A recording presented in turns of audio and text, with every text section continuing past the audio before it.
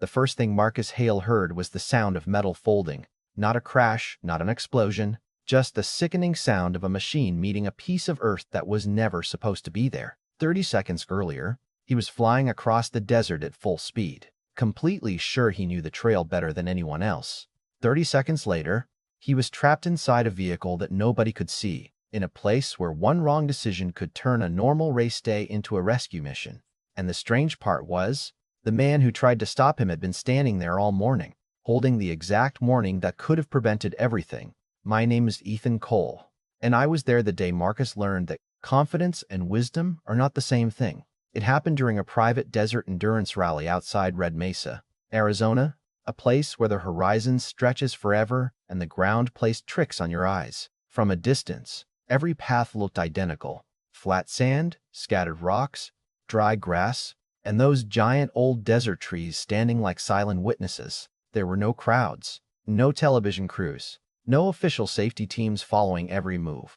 Just 4 racing crews, a handful of support trucks, and miles of empty land that could hide 100 dangers if you did not know what to look for. Marcus was the fastest driver there. Everyone knew it. He had built his reputation on taking risks other people avoided. He was young, fearless, and talented, the kind of person who walked into a room and everyone immediately noticed him.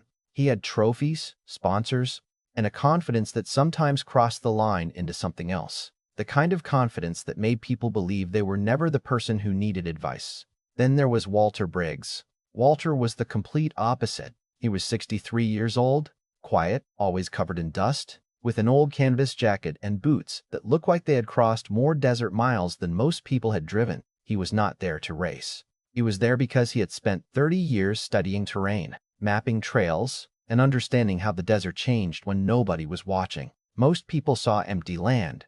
Walter saw stories written into the ground. He noticed small things: the direction of wind patterns, the color changes in the soil, the way loose gravel moved after a cold night. At 4 in the morning, hours before the race began, Walter walked the route alone. The desert was completely dark except for the small beam of his flashlight moving across the ground. That was when he found something nobody else had noticed: a hidden erosion channel about 6 feet deep, covered by a thin layer of loose sand that made it look exactly like normal ground. The wind from the night before had smoothed the edges perfectly. A driver moving at high speed would never see it coming. Walter stopped there for several minutes, staring at the section of trail. He knew exactly what would happen if someone hit that spot at racing speed. He pulled out his notebook and wrote down the warning in red ink. Turn left 80 meters before the twin cedar trees. Avoid the low ground. Then he walked back toward the camp to tell the teams. When Walter approached Marcus, the young driver was surrounded by his crew, laughing and talking like the race was already won. Walter calmly handed him the notebook. Marcus barely looked up. Walter explained the danger, pointed at the location, and told him the ground ahead was not safe. Marcus listened for maybe 20 seconds. Then he took the notebook, looked at the 2 lines, and smiled.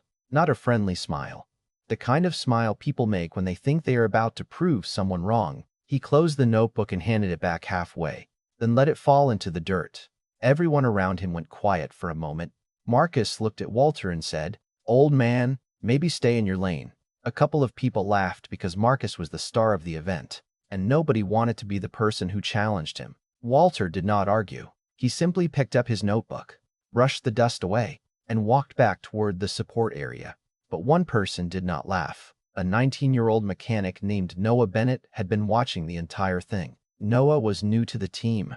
He did not have trophies. He did not have years of experience. He was just a kid who spent most of his days fixing engines and learning from people who knew more than him. He walked over, picked up the notebook, wiped the dirt from the cover, and handed it back to Walter without saying a word. Walter looked at him for a second, then placed the notebook inside his jacket pocket. Before the vehicles lined up, Walter found Noah near the support trucks. He did not give a speech. He did not try to convince him. He simply said, "If you see the twin cedar trees, take the left path." Noah looked at him, nodded once, and trusted the man who had spent his entire life learning what the desert was trying to say. Meanwhile, Marcus climbed into his vehicle believing the same thing he always believed: that speed would solve whatever problem appeared in front of him. The engines roared, the dust rose into the morning sky, and the race began. Nobody knew that a few miles ahead, hidden beneath a thin layer of sand, was a mistake waiting for the one person who refused to listen. The race moved deeper into the desert, and just like everyone expected, Marcus was leading. That was the thing about him. When he got behind the wheel, he became almost impossible to catch. He drove like the road belonged to him, like every turn was already memorized, like every risk was something he had personally calculated. His crew watched the tracking screen and smiled because this was the Marcus they knew. Fast, aggressive, confident, the kind of driver who made impossible moves look easy. But what they did not know was that the desert ahead did not care about reputation. It did not care about trophies hanging on a wall or how many races someone had won before. The desert only cared about one thing: whether you respected it. Marcus pushed harder as the trail opened up. The vehicle bounced over the rough ground, the engine screaming as clouds of dust disappeared behind him. Inside the cabin, he felt that familiar rush, the feeling that had made him successful. He looked ahead and saw nothing but open terrain. No warning signs, no obvious danger, no reason to slow down. And that was exactly the problem. Because some dangers do not announce themselves. Some dangers wait quietly until the person who ignores them finally reaches the wrong spot. Back at the support area, Noah was riding with his second truck, still thinking about Walter's warning. He had replayed the moment in his head several times. The way Marcus laughed, the way everyone stayed silent, the way Walter never got angry, even after being embarrassed in front of everyone. Noah was young, but he understood something that day. A person who truly knows something does not always need to prove it. Sometimes they just give the warning and let people decide what they do with it. The support truck moved across the route, following the path Walter described. When Noah saw the twin cedar trees in the distance, his hands tightened around the seat. For a moment, he wondered if he was overthinking everything. Maybe Marcus was right. Maybe Walter was just being overly cautious. Maybe nothing was going to happen. Then he looked at the ground ahead and remembered Walter's face when he described the erosion channel. There was no fear in his voice.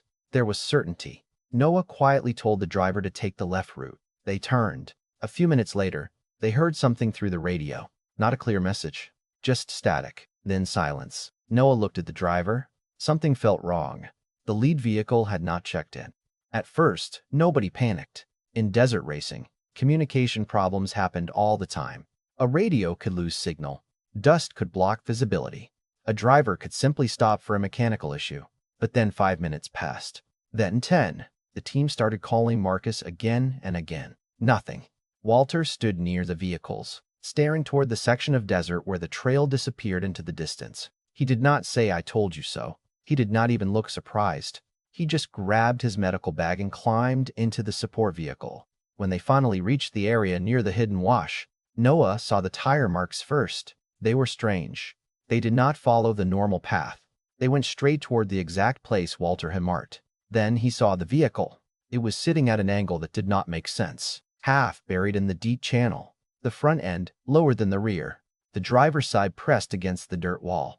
For a second, nobody moved. It was the kind of scene where your brain needs a moment to understand what your eyes are seeing. Marcus, the man who always looked unstoppable, was suddenly stuck in a place where power and speed meant nothing. Inside the cabin, Marcus was still fighting with the door. His breathing was heavy. His confidence was gone. All he could hear was the sound of his own frustration. He pushed again, but the damaged frame refused to move. He grabbed the radio and tried calling his team, but only static answered. That was when the reality started sinking in. The same desert he thought he had mastered had completely defeated him in a matter of seconds.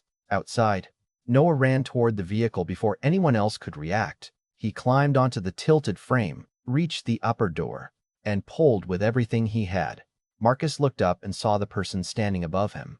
The 19-year-old mechanic he barely noticed that morning. The kid nobody expected to be the one leading the rescue. Noah shouted, "Hold on, I got you." Marcus did not answer. Maybe because he was embarrassed. Maybe because he finally understood something he had been missing for a long time. The person helping him was the same person who listened when he refused to. After several attempts, Noah managed to get the door open enough to reach inside. He grabbed Marcus and pulled him towards safety. The moment Marcus touched the sand outside, he just sat there quietly. No jokes, no confidence, no attitude, just a man staring at the ground, realizing how close he had come to proving himself wrong forever. 2 minutes later, Walter arrived with the medical kit. He checked Marcus carefully, made sure he was stable, then sat down beside him. He never mentioned the insult, never mentioned the notebook, never reminded him about the warning. That almost bothered Marcus more than anything, because Walter did not need revenge. The truth had already done that job. Marcus looked over at Noah, who was still holding the notebook. The cover was dirty, the corners were bent, but the red ink was still visible. Turn left 80 meters before the twin cedar trees. Marcus stared at those words, then looked behind him. The twin cedar trees were standing exactly where Walter said they would be, only a few feet away. He swallowed hard and finally asked the question that had been sitting in his mind. How early did you walk this section? Walter looked toward the desert and answered calmly. 4 in the morning? Marcus closed his eyes for a moment, because that was the part that stayed with him. Walter had not discovered the danger because he was lucky. He had discovered it because while everyone else was sleeping, while everyone else was preparing their engines and checking their equipment, he was out there doing the work nobody wanted to do, the work that did not come with applause, the work that did not make someone look impressive. Noah looked at Walter and shook his head. Then he said quietly, "He tried to tell all of us. I just happened to be the one who listened." That sentence stayed with everyone there, because it was true. Walter did not save Marcus by being louder. He saved him by being right. Noah did not save Marcus because he was the most experienced person on the team. He saved him because he was willing to trust someone else's experience. And Marcus, for the first time in years, learned the lesson that every great driver eventually has to learn. The road does not care how confident you are. The road only cares whether you are paying attention. For the rest of that afternoon, nobody talked about the race. The trophies stayed inside the trucks. The timing sheets were forgotten on the tables.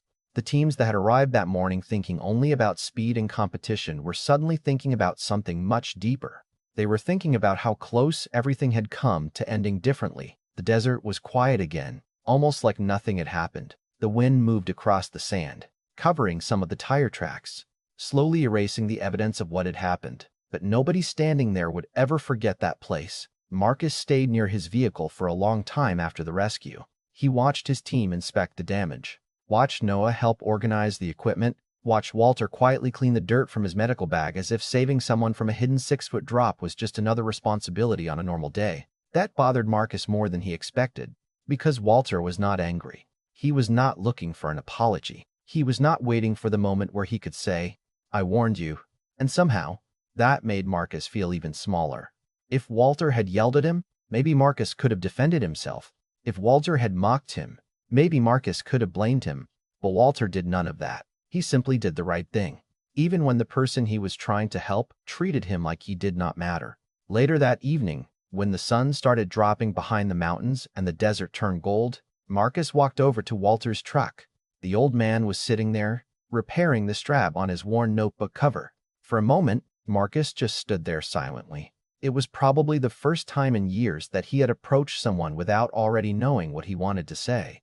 Finally, he took a breath and said, "I owe you an apology." Walter looked up but did not say anything.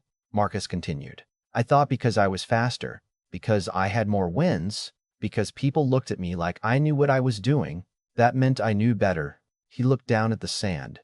"I was wrong." Walter closed the notebook and gave a small nod.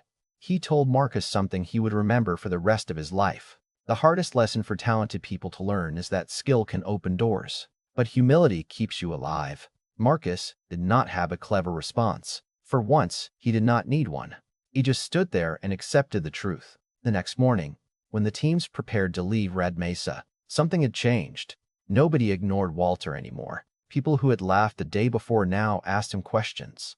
They wanted to know what signs he looked for, how he recognized dangerous terrain, and how many times he had prevented accidents without anyone ever knowing. Walter answered every question the same way he always did, calmly, patiently, without making anyone feel stupid. That was who he was. He was not trying to prove he was the smartest person there. He was simply trying to make sure everyone came home. Noah also changed after that day. Before the accident, he was just a young mechanic nobody paid much attention to. Afterward, people started seeing him differently. Not because he became famous, not because he wanted recognition, but because everyone remembered one simple thing. When everyone else laughed, Noah listened. When everyone else walked away, Noah picked up the notebook. And when someone needed help, He was the first person moving. Years later, when people talked about that desert rally, the story was never really about Marcus crashing. It was never about a damaged vehicle or a dangerous section of trail. Those were just the events that revealed something bigger. The real story was about three people standing at the same crossroads. One person who believed he already knew everything. One person who had spent a lifetime learning but never needed attention. And one person young enough to understand that listening is not weakness. It is intelligence. The truth is, we all have moments where we are Marcus. We get comfortable with what we know. We become successful in one area and start believing that success makes us right in every area. We mistake confidence for wisdom. We mistake being heard for being correct. And sometimes the warning we ignore is not ignored because it is wrong. It is ignored because we do not like who it came from. Maybe it is a parent telling us to slow down. Maybe it is a coworker pointing out a mistake. Maybe it is a stranger offering advice when we think we already have everything under control. The difficult part is admitting that sometimes the person we least expect can be the person who sees the danger clearly. Marcus learned that lesson in the middle of the Arizona desert. But the truth is, most of us learn it in much smaller moments. A decision we rushed, a conversation we avoided, a piece of advice we dismissed too quickly. And usually, it is only afterward that we realize someone was trying to help us before the problem became impossible to fix. That is why the story of Walter's notebook stayed with everyone who witnessed it, because that notebook was never just a piece of paper with directions written in red ink. It represented something much bigger. It represented experience, patience, the kind of knowledge that comes from paying attention when nobody else is looking. And maybe the most important lesson is not that Marcus was wrong.